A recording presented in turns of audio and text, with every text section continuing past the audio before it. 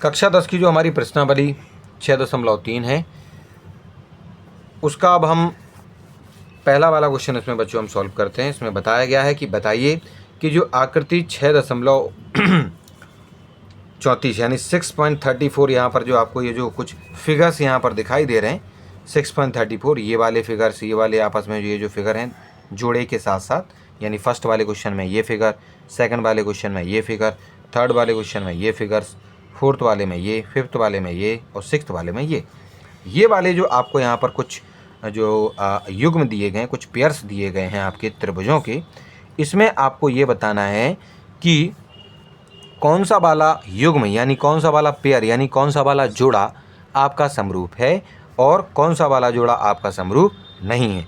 और अगर ये समरूप हैं तो आपको ये बताना है कि उस समरूपता कसौटी को भी लिखना है। कसौटी मतलब वो नियम लिखना है, आपको वो रूल लिखना है, जिस नियम के माध्यम से आपने उसको समरूप यानी कि आपका उसको आपने सिमिलर आपका जो है प्रूव किया, वो नियम भी बताना। कहना सर कौन सा नियम? तो देखो नियम हमारे 2-3 होते हैं, ठीक है कि नहीं। जैसे कि एक नियम ये कहता है, यहाँ पर अगर हम देखेंगे यहाँ पर आपका ये लिखा हुआ है बच्चों इसमें कि अगर जैसे इस प्रकार से अगर आपके 2 त्रिभुज हैं बच्चों और इन दोनों त्रिभुजों में उसके जो संगत वाले जो आपके कोण हैं यानी कि उनके जो एडजेसेंट एंगल है, कहना कौन सी, देखो मैं आपको बताता हूँ। जैसे इस वाले त्रिभुज में ए और इस वाले त्रिभुज में डी, अगर ये इन दोनों का जो कोण की जो वैल्यू है, अगर मान लीजिए ये हमारा अगर 50 डिग्री है और ये वाला भी अगर 50 डिग्री है, यानी इसके ये दोनों कोण आपस में बराबर हैं, क्योंकि इस त्रिभुज का ये भी ऊपर वाला कोण था, इस त्रिभुज का ये भी ऊपर वाला कोण है, तो ये दोनों संगत कोण कहलाएंगे। उसके बाद बी और ई संगत कहलाएंगे, यानी इन दोनों को भी बराबर होना ज़रूरी है। तो देखिए यहाँ पर भी 2 लाइनें खींच रखी हैं बच्चों और यहाँ पर भी 2 लाइनें खींच रखी हैं, यानी ये दोनों एंगल भी आपके बराबर हैं। उसके बाद सी और एफ आपके ये दोनों के दोनों भी आपस में क्या है, संगत हैं, ठीक है कि नहीं। और ये संगत कोण पर भी 3 लाइनें खींची हुई हैं और यहाँ पर भी 3 लाइनें खींची हुई हैं। इसका मतलब है ये जो सी और एफ हैं ये भी आपस में बराबर हैं। यानी हमने इसमें ये देखा है बच्चों कि इनके जो संगत कोण थे, इन दोनों त्रिभुजों में जो संगत कोण थे आपस में, वो आपस में क्या थे, बराबर थे। और जब ये बराबर होते हैं यानी एंगल ए डी के बराबर है, एंगल बी ई के बराबर है, एंगल सी एफ के बराबर है, तो इस वजह से जो हमारे त्रिभुज ए बी सी और त्रिभुज D E F, A B C और जो डी ई एफ हैं वो आपके समरूप हो जाएंगे। और समरूप हो जाएंगे कौन से वाले, आपकी समरूपता की कसौटी से, यानी कौन से वाले सिमिलरिटी वाले रूल से, कौन से वाले, एंगल वाले से। क्यों? क्योंकि इसमें जो हमारे जो त्रिभुज हैं आपस में हमने इनके कोणों को ही बराबर पाया है, इस वजह से इसमें जो नियम लगा है हमारा वो कोण यानी कि एंगल वाला लगा है, ठीक है कि नहीं। चलो, तो इस प्रकार से हमने कोणों के माध्यम से इन 2 त्रिभुजों को आपस में समरूप जो है प्रूव करके देख लिया है। उसके अलावा अगर बच्चों इन त्रिभुजों की जो संगत भुजाएं हैं, संगत भुजाओं का मतलब ये है कि इधर ए बी है और यहाँ पर हमारी डी ई है, यानी ए बी और डी ई का, यानी ए बी और डी ई का अगर हमारा जो अनुपात है वो दूसरी वाली बी सी और ई एफ ये दोनों संगत हैं, तो इन दोनों का वी सी और ई एफ का जो अनुपात होगा उसके बराबर होना चाहिए। और साथ में जो आपका ए सी है यानी सी ए और जो एफ डी है सी ए और एफ डी, इनका जो अनुपात निकलेगा, यानी इन तीनों का जो अनुपात निकलेगा, इनकी जो संगत भुजाएं जो होंगी उनका जो अनुपात निकलेगा, अगर वो बच्चों बराबर होता है तब भी हम अपने इन दोनों त्रिभुजों को समरूप कह सकते हैं, ठीक है कि नहीं। चलिए, इन चीज़ों को जो है आपको ध्यान में रखना है। उसके बाद बच्चों हमारी एक प्रमेय है, उस प्रमेय का नाम क्या है, उस प्रमेय का जो प्रमेय है, प्रमेय 6.3 यानी थ्योरम 6.3, वो ये कहती है कि यदि 2 त्रिभुज, ये आपके 2 त्रिभुज हैं, इन दोनों त्रिभुजों में संगत कोण अगर बराबर हो, यानी ए डी के बराबर, बी ई के बराबर, सी एफ के बराबर अगर है, तो उनकी संगत भुजाएं एक ही अनुपात में आपकी जो है समानुपाती होती हैं।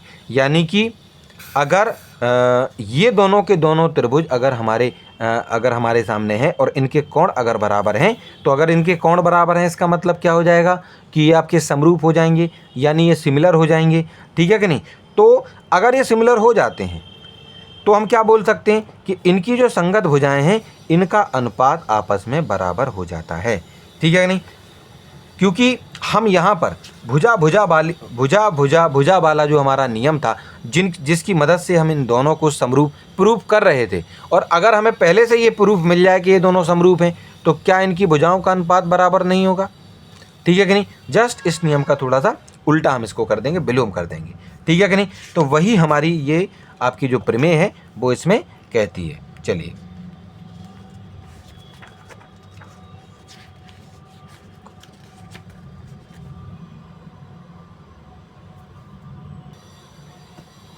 उसके बाद हमारे यहाँ पर एक और इसकी प्रमेय है 6.4 यानी थ्योरम 6.4।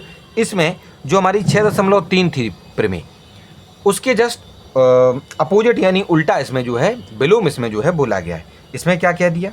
इसमें ये बोल दिया कि अगर कोई जो त्रिभुज हैं, उन त्रिभुजों की अगर जो भुजाएं हैं अगर उनका अनुपात बराबर है, यानी अगर ये दो त्रिभुज हैं इनकी संगत जो भुजाएं हैं अगर उनका अनुपात बराबर है, और अगर अनुपात बराबर है तो दोनों के दोनों त्रिभुज आपके क्या हो जाएंगे? आपके समरूप हो जाएंगे। और जब समरूप होंगे तो उनके बिल्कुल ये जो है हम ये नियम पढ़ चुके हैं एंगल वाले में। ठीक है कि नहीं? कि अगर कोई दो त्रिभुज अगर आपस में समरूप हैं, यानी उनके कोण जो संगत कोण है वो आपस में बराबर हैं। ठीक है कि नहीं? क्योंकि अगर संगत कोण बराबर होते हैं तो ये समरूप हो जाते हैं, और अगर समरूप हैं तो संगत कोण इसके जो है आपके जो है बराबर होंगे। तो यही वाली जो बात है, यही वाली जो नियम है वो आपके इसमें थ्योरम 6.4 में आपको इसमें बताया गया है। ठीक है कि नहीं? चलिए, उसके बाद अब हमारी एक प्रमेय इसमें और है, एक थ्योरम और है 6.5। इसमें क्या कहा जाता है? उन्होंने ये कहा कि यदि एक त्रिभुज का एक कोण दूसरे त्रिभुज के एक कोण के बराबर हो, यानी कहना सर कैसे? जैसे बच्चों, अगर आपका ये त्रिभुज है,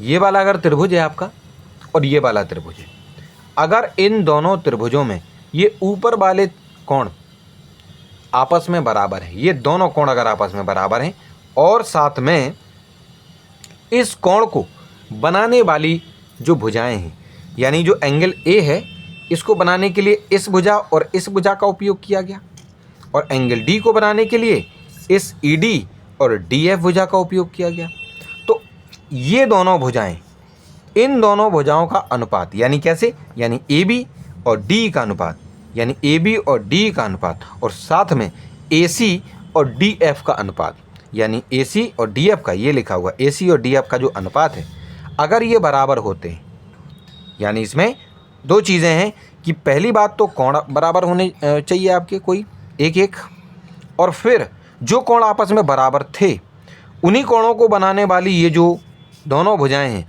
उनका जो अनुपात है, संगत भुजाओं का अनुपात, यानी ए बी और डी का अनुपात हम निकाल लेंगे और ए सी और डी एफ का अनुपात निकाल लेंगे। अगर ये बराबर होता है तो हम भुजा कोण भुजा यानी साइड एंगल साइड, यानी साइड एंगल साइड, इस वाली समरूपता की कसौटी के नियम से, यानी कि इस वाले जो है आप सिमिलरिटी वाले रूल से इन दोनों के दोनों त्रिभुजों को आप समरूप बोल सकते हैं। यही हमारी प्रमेय 6.5 कहती है। ठीक है जी? चलिए, तो इसमें हमने कुछ इम्पॉर्टेंट चीज़ों को पढ़ा और इन्हीं की मदद से हम अपने जो अपनी प्रश्नावली है उसको हम सॉल्व करेंगे।